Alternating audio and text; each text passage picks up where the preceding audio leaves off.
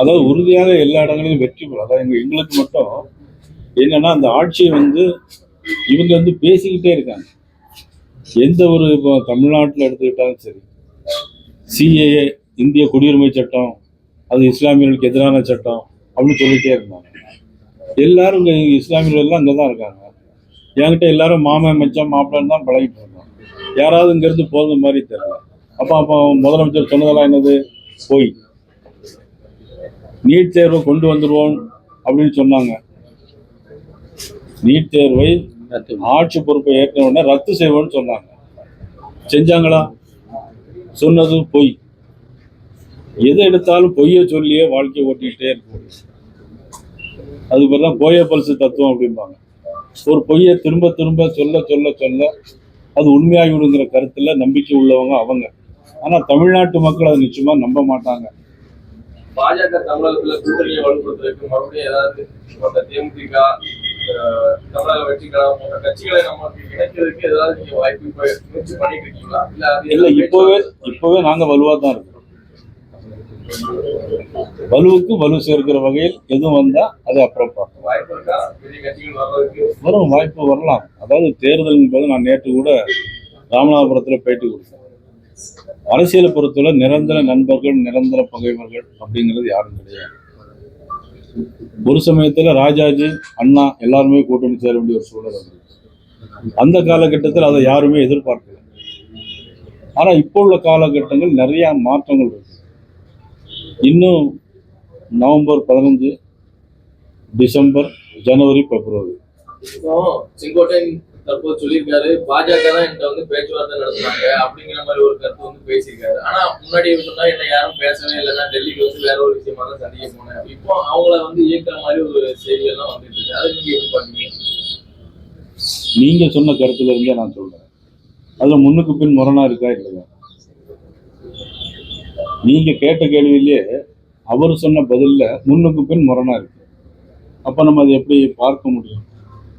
ரூபாய் கொடுத்துதான் இந்த வெற்றி வாங்கப்பட்டிருக்கிறது அப்படிங்கிறது எதிர்கட்சி காங்கிரஸ் கட்சி. அந்த ஜென்சராஜ் இவர் பிரசாந்த் கிஷோருடைய கட்சி அவரோட அபிஷியல் வெப்சைட்லேயே அதை கொடுத்தார். 10,000 ரூபாய் கொடுத்து வாங்கப்பட்டது.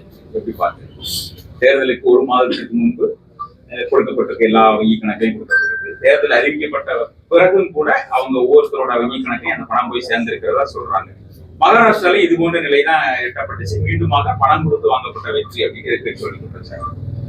அதாவது யாருக்கு எது கொடுத்தாலும் மக்கள் மனது வைத்தால்தான் ஓட்டு போடுவாங்க. பணம் கொடுத்தா மட்டும் யார் ஓட்டு போட்டுருவாங்க? மக்கள் மனது இவர்கள் ஆள வேண்டும் என்று முடிவு எடுத்து விட்டால் அது ரூபா கொடுத்தாலும் கொடுக்காட்டாலும் ஓட்டு போடுவாங்க. இப்போ சேகர் பாபு சொல்லியிருக்காரு, ஏற்கனவே பாரதிய ஜனதா கட்சியை மிக கடுமையாக நடத்த அண்ணாமலை. ஆனா இப்போ அவர் அமைதியாகிட்டாரு. குறிப்பா இப்ப நயனா நாகேந்திரனுக்கு கொடுத்திருக்காங்க. இவரும் 3 மாதமோ இல்ல 4 மாதங்களோ மியூசிக் சேர் மாதிரி தான் அந்த பாரதிய ஜனதாவோட கட்சியோட தலைவர்கள் வந்துட்டு இருக்காங்க அப்படின்னு ஒரு விமர்சனத்தை வச்சிருக்காரு. எப்படி பாக்குறீங்க? இல்ல, அவர் சொன்ன உண்மைதான். பாரதிய ஜனதா கட்சியில ஒரு ஆளுக்கு 3 வருஷம் தான் பதவி. அவர் சொன்ன உண்மை. நான் திருப்பி சொல்றேன். ஒரு ஆளுக்கு 3 வருஷம் தான் பதவி. எனக்கு 6 மாசம் முடிஞ்சிருச்சு. இன்னும் 2.5 வருஷம் இருக்கு. அவர் உங்களுக்கு 4 மாசம் தான். தேர்தலுக்கு பிறகு அது அவர் கட்சியில சொல்லலாமே தவிர அடுத்து திராவிட கட்சியில் ஒரு தடவை பேசுறாரு, அவர் கட்சியில் அவரோட தலைவரா ஏற்க முடியுமான்னு ஒண்ணு தெரிஞ்சுக்கணும். பாரதிய ஜனதா கட்சி குடும்ப கட்சி கிடையாது. சேகர் பாபு குடும்ப கட்சியில் இருக்காரு. அவர் கருத்துக்களை சொல்லலாமே தவிர அவரு துணை முதலமைச்சர் ஆக முடியாது. பாரதிய ஜனதா கட்சியில யார் வேணாலும் முதலமைச்சர் ஆகலாம், யார் வேணாலும் பிரைம் மினிஸ்டர் ஆகலாம். இப்ப இதே மாதிரி தைரியமா மதிப்புக்குரிய சேகர் பாபு அவர்கள் திமுகவில் யார் வேண்டாலும் முதலமைச்சராக சொல்ல முடியுமா? நான் தைரியமா சொல்றேன். பாரதிய ஜனதா கட்சியில பிரைம் மினிஸ்டர் மோடி அவருக்கு பிறகு இன்னொருத்தர் வரலாம். ஆனா அவர் குடும்பத்தோட வர முடியாது. இதே கருத்தை மதிப்புக்குரிய சேகர் பாபு என்னுடைய நண்பர் தான். நேற்று கூட போன் போட்டேன், கிடைக்கல. உண்மையதான் சொல்றேன். இதே மாதிரி அவர் ஒரு கருத்தை சொல்ல முடியுமா தைரியமா? நாளை பிரஸ் மீட்டை கூப்பிட்டு எங்கள் திமுகவில் யார் வேண்டுமானாலும் முதலமைச்சர் ஆகலாம், இந்த கருத்தை அவர் சொல்ல முடியுமா? அவரு எலெக்ஷன் கமிஷன் வந்து பாஜகவோட கண்ட்ரோல தான் இருக்கு. நம்ம தொடர்ச்சி சட்டப்பேரவை தேர்தலில் நீங்க முதலமைச்சர் இருக்காங்க. நான் முதலமைச்சர் வேட்பாளர் இல்லை. ஆனால் இபிஎஸ் அவர்கள் முதலமைச்சர் வேட்பாளர். துணை முதலமைச்சர் அது அவர் தீர்மானிப்பார். முதலமைச்சராக வரக்கூடியவர் யார் முதலமைச்சர் வேண்டும் என்று இதுவரையும் தமிழ்நாட்டில் துணை முதலமைச்சர் வந்து ஒரு குடும்பத்தின் கட்சியில தானே இருக்காரு. ஆமா, ஓபிஎஸ் இருந்திருக்காரு. அது மாதிரி வரலாம், வருவதற்கான வாய்ப்புகள் இருக்கு. துணை முதலமைச்சர் வர்றதுக்கான வாய்ப்புகள் இருக்கு. அது மக்கள் தீர்மானம். முதல்ல நான் எலெக்ஷன் எனக்கு சீட்டு கிடைக்கணும், மக்கள் ஓட்டு போடணும், நான் ஜெயிக்கணும், அதுக்கு பிறகு உள்ள விஷயங்கள். திருநெல்வேலி தொகுதியில கண்டிப்பா நிச்சயமாக வெற்றி பெறும் திராவிட முன்னேற்ற கழகம் சொல்லி அவங்க ஒரு ஆர்டராகவே போட்டிருந்தாரு முதலமைச்சர். என்ன காரணம்? 233 ஜெயிக்க வேண்டாமா? 233 ஜெயிக்க வேண்டாமா? திருநெல்வேலி தொகுதியெல்லாம் ஜெயிச்சுவோம் நம்பிக்கை இருக்கலாம் அவருக்கு. அப்படி சொல்றீங்களா? தொகுதி வந்து முதல்ல சொல்ல பார்த்தா தொகுதியாக அவர் பார்க்கிறதுனால கண்டிப்பாக நயினாராயணன் ஒரு முக்கியமான மாநிலத்திலே முக்கியமான வேட்பாளர், அவர் தோற்கடிக்கப்பட வேண்டும் முதலமைச்சர் நினைக்கிறார். அதாவது தனிப்பட்ட முறையில் உங்களுக்கு தெரியும், திருநெல்வேலி தொகுதியை பொறுத்தமட்டில் நான் கேட்டதெல்லாம் முதலமைச்சர் செஞ்சுருக்காங்க. எனக்கு நான் கேட்டேன், கல்லூரிக்கு தந்தாங்க, பாலங்களுக்கு தந்தாங்க. தனிப்பட்ட முறை எங்களுடைய நட்பு என்பது மிக ஆழமானது. அதே நேரத்தில் அவருடைய கட்சியா என்னுடைய கட்சியான்னு வரும்போது அவருடைய கட்சியை ஜெயிக்க வேண்டும் நினைப்பது அதில் ஒன்றும் தவறு கிடையாது. அவர் அப்படி சொல்லியிருந்தா அதில் ஒன்றும் தவறு கிடையாது.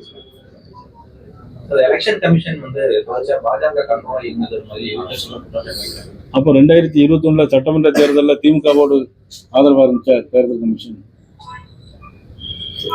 2021 திமுக ஜெயிக்கும் போது அந்த வந்து தேர்தல் கமிஷன் திமுகவோட ஆதரவாக இருந்துச்சா?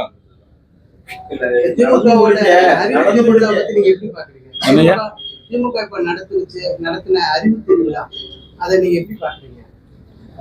அதை பத்திலாம் நான் கருத்து சொல்ல விரும்பல.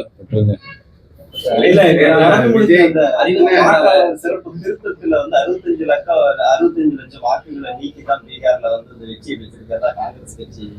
நான் எத்தனை தடவை உங்களுக்கு இந்த இது உங்க பிரஸ் மீட்ல நம்ம ஊர்ல உள்ள பிரஸ் மீட்ல சொல்லியிருந்தேன். 65 லட்சம் வாக்காளர்கள் அங்க வந்து டிலீட் பண்ணாங்க.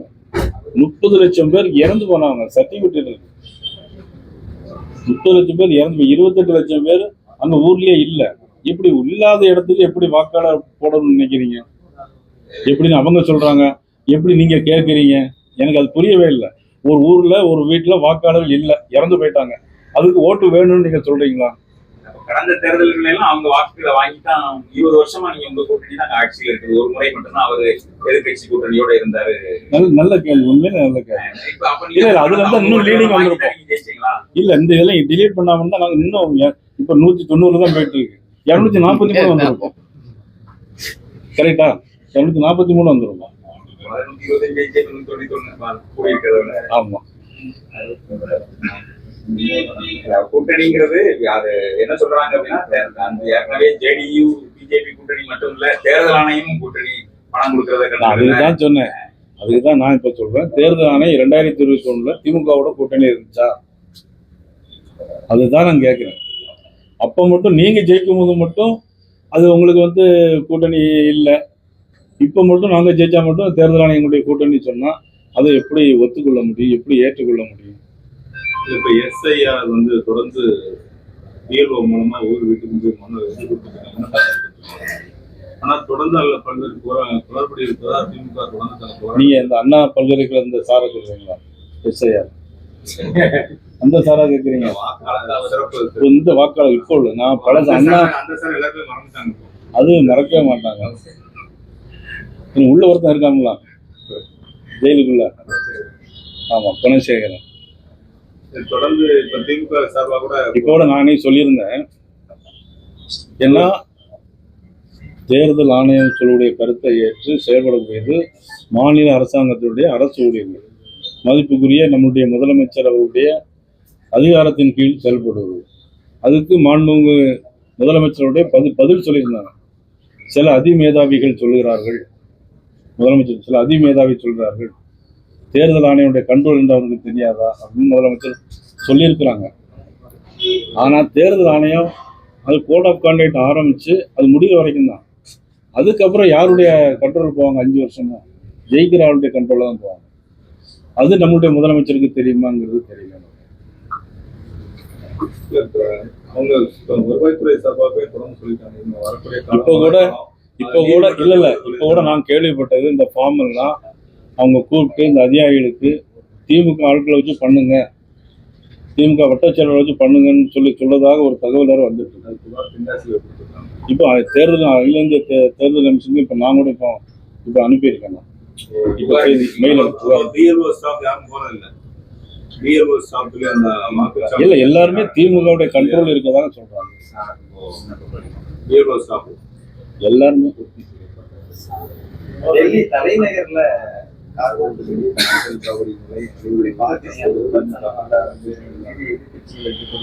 தலைநகரிலே பாதுகாப்பு நம்ம இந்தியாவை பொறுத்தவரையில ஒரு மோசமான ஒரு சூழ்நிலை என்னன்னா, தேசப்பற்று நிறைய பேர் குறைஞ்சு போச்சு.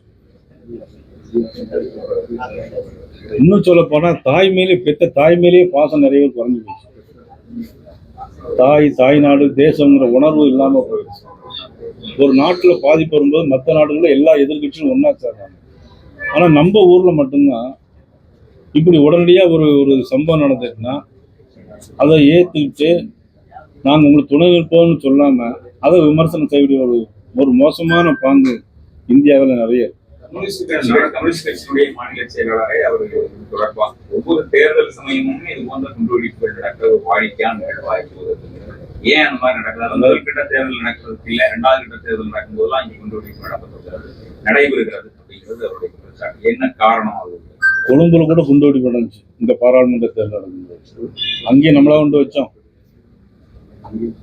கொழும்புல கூட குண்டுவெடிப்பு நடந்த ஒரு சர்ச்சில் பாகிஸ்தான்ல குண்டு வெடிச்சு, அதை நம்மளா கொண்டு வச்சோம். அது தேர்தல் பீகார் மாநிலத்தில் நடக்கிற தேர்தலுக்கும் டெல்லியில நடக்கிற வெடிகுண்டு சம்பவத்துக்கும் என்ன சம்பந்தம் இருக்கு? முன்னெச்சரிக்கையா கட்டுப்படுத்திருக்க வேண்டும்.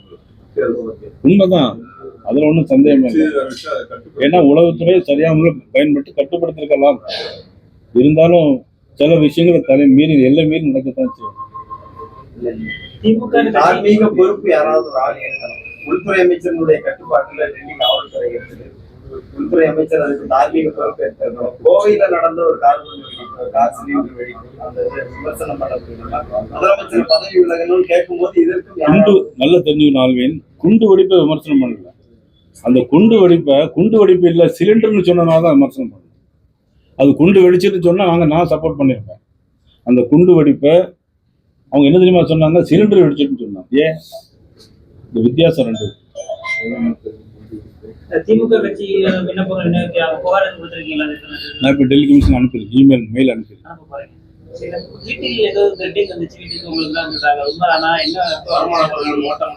இல்ல எனக்கு அதெல்லாம் நம்ம சும்மா எல்லாத்தையும் அரசியலாக்க கூடாது. நான் அப்படி எல்லா விஷயத்தையும் அரசியலாக்க மாட்டேன். ஆனா என்ன, எங்க சிசிடிவி கேமராவில் வந்து ஏன்னா இது டெல்லியில ஒரு சம்பவம் நடக்கு. டெல்லியில எங்களுடைய மாநில செயலாளர் வீட்டில் வந்து ஒருத்தர் வேற மொழியில எழுதி போட்டு ஒரு அபாய குறியெல்லாம் போட்டு போயிருக்காரு. அது போலீஸ் நடவடிக்கை எடுத்து. இந்த மாதிரி ஒரு சூழ்நிலையில எங்க வீட்டு சிசிடிவியில வந்து 2 பேர் பைக்ல போய் ஸ்லோ பண்ணி போட்டோ எடுக்கிறாங்களா என்னன்னு கிளியரா தெரியல. அதனால நான் அது வந்து மற்றவங்கள மாதிரி நான் ஒன்று இதெல்லாம் அரசியல் நீங்க கேட்குற மாதிரி அவங்க இந்த குண்டு வெடிப்பு சொன்ன மாதிரி இதெல்லாம் நான் ஒன்றும் அரசியலாக்க விரும்பல. எனக்கு அந்த மாதிரி திரட்டு இது வரைக்கும் ஒன்றும் வரவும் இல்லை. தேர்தல் அடுத்த ஆண்டு 6 மாசம் இருக்குது. கேரளா, தமிழ்நாடு, பாண்டிச்சேரி உட்பட 5 மாநில தேர்தல் எப்படி இருக்குன்னு நினைக்கிறீங்க? பீகார் தேர்தல் ரொம்ப பெரிய ஒரு மீண்டுமாக வெற்றிங்கிறது ஒரு பெரிய பூஸ்ட் அப்படிங்கிற மாதிரி எப்படி இருக்கும்? அது வந்து அதை சொல்ல முடியாது. ஏன்னா வட மாநிலங்கள்ல, அதாவது ஆந்திராவுக்கு அங்கே ஒரு மாதிரி ரிசல்ட் இருக்கு, இங்க ஒரு மாதிரி ரிசல்ட் இதுவரையும் நடந்தது. இனிமே எப்படி நடக்குங்கிறத நம்ம ஒரு தீர்மானமா சொல்ல முடியாது. ஆனா இப்போ இந்த நம்முடைய ஆட்சி, நம்முடைய திராவிட முன்னேற்ற கழகத்தின் ஆட்சியை பொறுத்து மட்டும்தான். ஏன்னா கேரளா பொறுத்த என்னால் பெருசா ஒன்றும் சொல்ல முடியாது. இருந்தாலும் அங்கேயும் இப்போ பாரதிய ஜனதா கட்சி வளர்ந்து வந்துட்டு இருக்கு. தமிழ்நாட்டில் இப்போ வந்து நான் திரும்ப சொல்றது, சொத்து வரி கூட்டியிருக்காங்க, மின்சார கட்டணம் கூட்டியிருக்காங்க. கூட்டினது 50 ரூபா 100 ரூபா கூட்டல 200% கூட்டியிருக்காங்க. மின்சார கட்டணத்தை 2 மாதத்துக்கு ஒரு முறை இருப்பதை 1 மாதத்துக்கு ஒரு முறை சொன்னாங்க. இன்னொன்னு மிக கட்டுப்படுத்தாத ஒரு விஷயம், இப்ப இது கூட நீங்க அரசாங்கம் நடத்ததுக்காக கூட நீங்க சொல்லலாம். ஆனால் கட்டுப்படுத்த முடியாத விஷயம்னா கஞ்சா, போதைப் பொருட்கள். பல்லடத்துல கொலை நடக்குது, அவன் வந்து அந்த குற்றவாளி பார்த்தீங்கன்னா கஞ்சா போதையில். கோவையில் ஒரு பெண்ணை 3 பேர் சேர்ந்து பாலியல் பலாத்காரம் பண்ணியிருக்காங்க. பார்த்தா எல்லாமே அவங்க வந்து அக்யூஸ்டு எல்லாம் போதையில் இருந்திருக்காங்க. ஆனால் உண்மையான அக்யூஸ்டை பிடிச்சிருக்காங்களா அப்படின்னா சந்தேகம். இப்படி நிறைய ஒரு சூழ்நிலைகள், காவல்துறையினுடைய நடவடிக்கைகள் ஏன் முதலமைச்சரால் கட்டுப்படுத்த முடியவில்லை அப்படிங்கிறது. குறிப்பாக இப்போ வந்து மது மற்றும் போதைப் பொருளுக்கு எதிராக வைகோ 10 நாள் திருச்சியிலிருந்து மதுரை நோக்கி நடைபயணம் மேற்கொள்வது சிஎம் போய் நேரடியாக போய் பார்க்க அது நடக்க வேண்டாமா? சிஎம் போய் சொன்னா போருமே. அவர் கொஞ்சம் நல்லா பண்ணுங்க, உங்களுக்கு மோசமா இருக்குன்னு அவர்கிட்ட போய் சொன்னாலே பண்ணிடுவாருங்க. எதுக்கு பாவம் வயசான நேரத்துல போய் நடந்து வருவாங்க? யாரை கண்டிச்சு அவர் நடைபயணம் போவதாக ஆட்சியை கண்டிப்பாங்க. கனிமொழியாக சொல்லிச்சு, நாங்க ஆட்சிக்கு முதலமைச்சர் வந்தோடனே இளம் உதவிகள் எல்லாம் குறைஞ்சிருவாங்க, அதிகமா இளம் உதவிகள் தமிழ்நாட்டில் இருக்காங்க, மதுவை நாங்கள் வந்து டாஸ்மாக் உடனே ஒழிச்சிருவோம். கிட்டத்தட்ட 4 பல ஆண்டுகள் ஆயிடுச்சு. இன்னைக்கு நடந்தது. இந்த நல்ல வைகோவும் நடப்பயணம் மேற்கொள்வதை எப்படி பார்க்குறீங்க? அதாவது ஒரு அமைச்சர் பெண்களை பற்றி பேசும்போது மதிப்புக்குரிய கனிமொழி அவர்கள் உடனடியாக எடுத்து பேசினாங்க. பெண் என்கின்ற காரணம் அது நல்ல வரவேற்கக்கூடிய விஷயம். மதிப்பு கனிமொழி பேசியது வரவேற்கக்கூடிய. அதற்காக அவங்களுடைய ஆட்சி அவங்க ஏற்று பேசுறாங்க, நம்ம நடக்க முடியாது. ஆனால் கூட்டணியில் இருந்துட்டு முதலமைச்சரை பார்த்து நீங்க என்ன ஆட்சி பண்றீங்க, இவ்வளவு கஞ்சா நடக்கு, இங்க போதைப் பொருள் நடக்கு, கொஞ்சம் பிடிங்க அப்படின்னு சிஎம் ஆட்சியில் உட்கார்ந்து 4 ஃபோன் பண்ணி அங்க எஸ்பி டிஹெச் எல்லாம் கூப்பிட்டு பேசினாலே போதுமே. ஏன் பாவம் நடக்கும்? அதிக தொண்டர்களை கொண்டது அதிமுக கட்சி. இன்னைக்கு ஓபிஎஸ் டிடிவி அப்படி பார்க்கும்போது செங்கோட்டையன் வரைக்கும் நிறைய நிர்வாகிகள் கொண்டு வந்துட்டாங்க, முக்கியமானவர்கள் வந்துட்டாங்க. இது அதிமுக நீங்க பலவீனமா எப்படி பார்க்குறீங்க சார்? அதிமுக பொறுத்த மட்டும் ஒவ்வொரு காலகட்டத்திலும் ஒரு 89ல் பார்த்தீங்கன்னா ஜார்ஜ் அப்படின்னு இருந்துச்சு. அதுக்கப்புறம் 2 இணைஞ்சிச்சு. அதுக்கப்புறம் அதுலேருந்து ஒரு குரூப் வெளியே போனாங்க. அதுக்கப்புறம் திருப்பி ஆட்சிக்கு வந்தாங்க. இதெல்லாம் அதிமுகவில் வழக்கமாக நடக்கக்கூடிய ஒரு விஷயம்தான். அதிமுகங்கிறது புரட்சித் தலைவர் எம்ஜிஆர் உருவாக்குன ஒரு நல்ல அற்புதமான இயக்கம், மக்களுக்கு சேவை செய்யக்கூடிய இயக்கம். அந்த இயக்கத்தை அதே மாதிரி பாரதிய ஜனதா கட்சி ஜனசங்கம் காலத்தில் இருந்து இப்போ கச்சத்தீவை வந்து இலங்கைக்கு அன்றைக்கு இருந்து இந்திரா காந்தி அம்மையார் கொடுத்தாங்க. அன்றைக்கு முதலமைச்சராக இருந்தது நம்முடைய முன்னாள் முதலமைச்சர் ஐயா கலைஞர் அவர்கள் இருந்தாங்க. இவங்களுக்கு தெரிஞ்சுதான் கொடுத்தாங்க. ஆனால் அன்னைக்கே பாராளுமன்றத்தில் மதிப்புக்குரிய வாஜ்பாய் அவர்கள் எதிர்த்து பேசி வழக்கு போடணும்னு சொல்லி அன்னைக்கு வழக்கு போட்டதே நம்ம ஜனசங்கத்திலிருந்து தான் வழக்கே போட்டாங்க, கட்சித்துக்கு கொடுத்தாங்க. அப்படிப்பட்ட கட்சி பாரதிய ஜனதா கட்சி. அன்னைக்கு ஆட்சியில் இல்லாட்டாலும் கூட தமிழக மக்கள் மீது அக்கறை உள்ள கட்சி பாரதிய ஜனதா கட்சி. அதனால நிச்சயமா எல்லாமே நல்லது நடக்கும். இன்னைக்கு வெற்றி செய்தி எல்லாருக்கும் உங்களுக்கு இனிப்பு வழங்கும்.